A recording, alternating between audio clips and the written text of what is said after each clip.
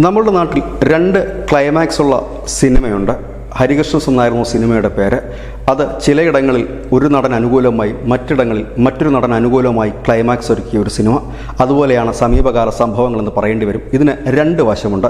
അതൊന്ന് ഒഫീഷ്യലായിട്ട് നമ്മളുടെ രാഷ്ട്രം നമ്മളോട് പറയുന്ന ഒരു ഭാഗം, മറ്റൊന്ന് മാധ്യമങ്ങളും ഒപ്പം തന്നെ ആ രാജ്യങ്ങളും, അതായത് പ്രത്യേകിച്ച് പാകിസ്ഥാനും ബംഗ്ലാദേശുകളും ചമച്ചുണ്ടാക്കിയതോ ഇല്ലെങ്കിൽ അവർക്ക് യുക്തമെന്ന് തോന്നുന്നതായ മറ്റൊരു കഥ. അങ്ങനെ രണ്ട് കഥകളാണ് ഒരേ സമയം നടക്കുന്നത്.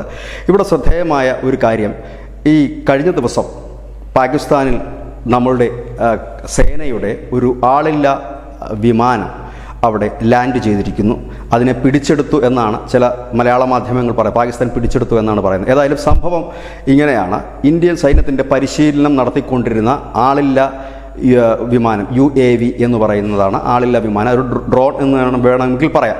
അത്തരം ഒരു വിമാനം പാകിസ്ഥാനിലേക്ക് എത്തിയിരിക്കുന്നു. ഇന്ത്യയുടെ ഭിംബർഗമി എന്ന് പറയുന്ന സ്ഥലത്ത് പരിശീലനം നടത്തിക്കൊണ്ടിരുന്ന വിമാനം നിയന്ത്രണം തെറ്റിയിട്ടാണ് ഈ നിഖിയ എന്ന് പറയുന്ന സെക്ടറിൽ, പാകിസ്ഥാൻ നിഖിയാൽ എന്ന് പറയുന്ന സെക്ടറിൽ ചെന്ന് ലാൻഡ് ചെയ്യുന്നത്. അവിടെ ഇത് പാക് സൈന്യം കണ്ടെത്തുകയും ചെയ്തിരിക്കുന്നു. ഈ വിമാനം തിരിച്ചു തരണമെന്ന് ഇന്ത്യ അഭ്യർത്ഥിക്കുകയും ചെയ്യുകയുണ്ടായി. ഇതാണ് ഇതിൻ്റെ ഒരു വാർത്ത. അതായത് നമ്മുടെ രാജ്യം, നമ്മുടെ രാഷ്ട്രം നമ്മളോട് പറഞ്ഞ കാര്യങ്ങൾ ഇതാണ് നമുക്ക് ലഭ്യമാകുന്ന വിവരം എന്ന് പറയാം. പക്ഷേ ഇതിൻ്റെ മറ്റൊരു വേർഷൻ ഉണ്ട്. ആ വേർഷൻ പോകുമ്പോഴാണ് ഇത് നിയന്ത്രണം വിട്ട് പറഞ്ഞതാണോ അതോ നിയന്ത്രിച്ച് തന്നെ വിട്ടതാണോ എന്നുള്ള സംശയം നമുക്ക് ഉയരുന്നത്. ഇതിന് പ്രധാനപ്പെട്ട കാരണം 2022 മാർച്ചിൽ ഇതുപോലെ ഒരു മിസൈൽ പാകിസ്ഥാൻ്റെ ഒരു സ്ഥലത്ത് പതിക്കുകയുണ്ടായി. അത് ഈ ബ്രഹ്മോസ് മിസൈലിൻ്റെ ഭാഗങ്ങളായിരുന്നു എന്നാണ് പിന്നീട് മനസ്സിലാക്കാൻ കഴിഞ്ഞതും അന്താരാഷ്ട്ര മാധ്യമങ്ങൾ പറഞ്ഞതും. അന്ന് പറഞ്ഞത് പാകിസ്ഥാൻ ഒരു മുന്നറിയിപ്പ് നൽകാൻ വേണ്ടി ഇന്ത്യ വിക്ഷേപിച്ചതാണ്. അതായത് ഇന്ത്യക്ക് ഇത്രയും ദൂരം വളരെ എളുപ്പത്തിൽ വിക്ഷേപിക്കാൻ കഴിയും മിസൈലുകൾ എന്ന് അറിയിക്കാൻ. അതായത് ആ സമയത്ത് ഒരു സംഭവ വികാസം പാകിസ്ഥാനിൽ നടന്നിരുന്നു. അത് ചൈനയിൽ നിന്ന് പാകിസ്ഥാൻ ഈ മിസൈൽ വേധ സംവിധാനം വാങ്ങി. നമ്മൾ ഈ S-400 ഒക്കെ നമ്മൾ റഷ്യയിൽ നിന്ന് വാങ്ങിയതുപോലെ തന്നെ ചൈനയിൽ നിന്ന് അവർ ഈ മിസൈലുകളെ കണ്ടെത്താനും തകർക്കുവാനും പറ്റുന്ന ഈ അയൺ ഡോം ഒക്കെ നമ്മൾ ഇസ്രായേലിലൊക്കെ ഉപയോഗിക്കുന്നു. അപ്പോൾ പാകിസ്ഥാൻ ചൈനയിൽ നിന്ന് അത്തരത്തിലൊരു സംവിധാനം ഒരുക്കിയിരുന്നു. ആ സംവിധാനത്തെ ടെസ്റ്റ് ചെയ്യുവാൻ ഇന്ത്യൻ സേന വിട്ടതാണ് എന്ന് പറയുന്നു. ഏതായാലും ആ സംവിധാനമൊക്കെ പാകിസ്ഥാൻ ഒരുക്കിയെങ്കിലും അതിനെ മറികടന്നുകൊണ്ട് ആ മിസൈൽ പാകിസ്ഥാനിൽ തന്നെ പതിച്ചു. പക്ഷേ ആളപായമൊന്നും ഉണ്ടായില്ല. തുറസായ ഒരു സ്ഥലത്ത്, ഒരു മതിലിന് സമീപമായിരുന്നു 2022 മാർച്ചിൽ ആ മിസൈൽ പതിച്ചത്. പക്ഷേ അതിനോട് അനുബന്ധിച്ച് വരുന്ന മറ്റൊരു കഥ, ഇന്ത്യയിൽ മിസൈൽ വാങ്ങാനായിട്ട് ഏതാണ്ട് 79ഓളം രാജ്യങ്ങളാണ് ക്യൂ നിൽക്കുന്നത്. തായ്വാനുണ്ട്, മലേഷ്യയുണ്ട്, അങ്ങനെ പല രാജ്യങ്ങളും ഇന്ത്യയുടെ മിസൈൽ വാങ്ങാൻ അവർക്ക് വേണ്ടി നടത്തിയ ഡെമോൺസ്ട്രേഷനാണ്. കാരണം ഈ വാങ്ങാൻ വരുന്നവർക്ക് ഇതിൻ്റെ ഗുണനിലവാരം കൂടി അറിയണമല്ലോ. അങ്ങനെ നടത്തിയ ഒരു ഡെമോൺസ്ട്രേഷനാണ് ഇന്ത്യൻ സേന അന്ന് നടത്തിയതെന്ന് പറഞ്ഞു. പക്ഷേ അന്ന് വലിയ പ്രതിഷേധം ഇസ്ലാമാബാദിലുണ്ടായി, വലിയ പ്രകടനങ്ങളുണ്ടായി. അതിൻ്റെയൊക്കെ പശ്ചാത്തലത്തിൽ നമ്മളുടെ സേന നമ്മളുടെ ഒരു ഉദ്യോഗസ്ഥനെ, അതായത് ഈ മിസൈൽ വിക്ഷേപിച്ച് ഉദ്യോഗസ്ഥനെ സസ്പെൻഡ് ചെയ്യുകയുണ്ടായി. പിന്നെ കഥകളൊന്നും നമ്മൾ കേട്ടിട്ടില്ല. അതാണ് നമ്മുടെ രാഷ്ട്രം നമ്മളോട് പറഞ്ഞത്. ആ മിസൈൽ നമ്മൾക്ക് നിയന്ത്രണം വിട്ട്, അതായത് സാങ്കേതിക പിഴവ് മൂലമാണ് അപ്പുറത്ത് പോയതെന്നാണ്. ഏതായാലും സാങ്കേതിക പിഴവാണോ അതോ മനഃപൂർവ്വം വിട്ടതാണോ എന്നറിയില്ല. പാകിസ്ഥാനിൽ അത്തരത്തിൽ ഒന്ന് സംഭവിച്ചിരുന്നു. ഇപ്പോഴിതാ ആളില്ലാ വിമാനവും അവിടെ എത്തിയിരിക്കുന്നു. ആളില്ലാ വിമാനം എത്തുമ്പോൾ ചില കാര്യങ്ങൾ കൂടി ഓർക്കാതിരിക്കാൻ കഴിയില്ല.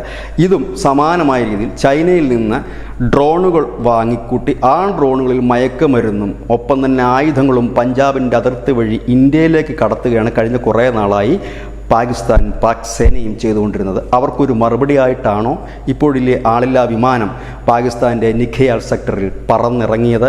ഇല്ലെങ്കിൽ ഇവിടുത്തെ മാധ്യമങ്ങൾ പറയുന്നത് പോലെയാണെങ്കിൽ പിടിച്ചെടുത്തത്. ഏതായാലും അതങ്ങനെ സംഭവിച്ചു. രണ്ട് ക്ലൈമാക്സാണ് ഇതിനുള്ളത്. പ്രേക്ഷകർക്ക് ഏതും സ്വീകരിക്കാം. മറ്റൊന്ന് ഉള്ളത്, കഴിഞ്ഞ ദിവസം നമ്മൾ റിപ്പോർട്ട് ചെയ്തതുപോലെ ത്രിപുരയിലെ ഒരു ഡാം, ഡംബാർ എന്ന് പറയുന്ന ഒരു ഡാം, ആ ഡാമിൽ തുറന്നുവിട്ട് ബംഗ്ലാദേശിൽ ഇന്ത്യ വെള്ളപ്പൊക്കം സൃഷ്ടിച്ചു എന്നാണ് ബംഗ്ലാദേശിൽ പറയുന്നത്. ബംഗ്ലാദേശിൽ വലിയ രീതിയിലുള്ള പ്രക്ഷോഭങ്ങളും സമരങ്ങളും ഒക്കെ നടക്കുന്ന ഈ ബംഗ്ലാദേശിൻ്റെ അതിർത്തി, ഇന്ത്യയുമായി പങ്കിടുന്ന ബംഗ്ലാദേശിൻ്റെ അതിർത്തി, ആ അതിർത്തി വഴി, അതായത് ബംഗ്ലാദേശിലും ഇന്ത്യയിലും ഒരുപോലെ ഒഴുകുന്ന തുങ്കി നദിയുണ്ട്. ആ നദിയുടെ കരകളിൽ താമസിക്കുന്നവരെയാണ് സാധാരണ വെള്ളപ്പൊക്കം ബാധിക്കുന്നതെങ്കിൽ ഇത്തവണ വെള്ളപ്പൊക്കം വളരെ പെട്ടെന്നായിരുന്നു. 4 ദിവസം കൊണ്ട് വെള്ളം പൊങ്ങി. ഏതാണ്ട് 11ഓളം ജില്ലകൾ വെള്ളത്തിനടിയിലായി. റോഡുകൾ മുങ്ങി, വീടുകൾ മുങ്ങി, സർവത്ര എല്ലാം മുങ്ങിപ്പോയി. അപ്പോഴാണ് ബംഗ്ലാദേശിൽ പ്രതിഷേധവുമായി, പ്രത്യേകിച്ച് വിദ്യാർത്ഥികൾ പ്രതിഷേധവുമായി എത്തി. ഇത് ഇന്ത്യ മനഃപൂർവ്വം അവരുടെ ഡാം, ഈ പറയുന്ന ഡാംബർ ഡാം തുറന്നു വിട്ടതാണ്, അതിൻ്റെ ഷട്ടറുകൾ തുറന്നു വിട്ടതാണ് ഈ വെള്ളപ്പൊക്കത്തിന് കാരണം. ഇനി നമ്മുടെ രാജ്യം നമ്മളോട് പറയുന്നത് എന്താണെന്ന് പറയാം. നമ്മുടെ രാജ്യം നമ്മളോട് പറയുന്നത് ഈ ഡാം ഈ ബംഗ്ലാദേശ് അതിർത്തിയിൽ നിന്ന് 120 കിലോമീറ്റർ അകലെ ത്രിപുരയിലാണ് ഈ ഡാം സ്ഥിതി ചെയ്യുന്നത്. ഈ ഡാമിന് വലിയ കപ്പാസിറ്റികളൊന്നുമില്ല. 40 മെഗാവാട്ട് വൈദ്യുതി ഉൽപ്പാദിപ്പിക്കാൻ കഴിയുന്നൊരു ഡാമാണ്.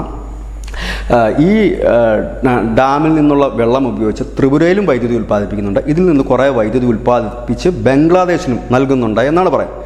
അപ്പോഴാണ് മറ്റൊരു ട്വിസ്റ്റ് ഈ കഥയിലേക്ക് കടന്നു വരുന്നത്. അതായത് ഈ ജലനിരപ്പ് ഉയരുമ്പോൾ അത് സ്വാഭാവികമായും അറിയിക്കേണ്ട ഒരു ചുമതല ഇന്ത്യക്കുണ്ട്. എന്തുകൊണ്ട് അറിയിച്ചില്ല എന്ന ഒരു ചോദ്യം ഉയരുന്നു. ഇവിടെയും ഇന്ത്യക്ക് കൃത്യമായ മറുപടിയുണ്ട്.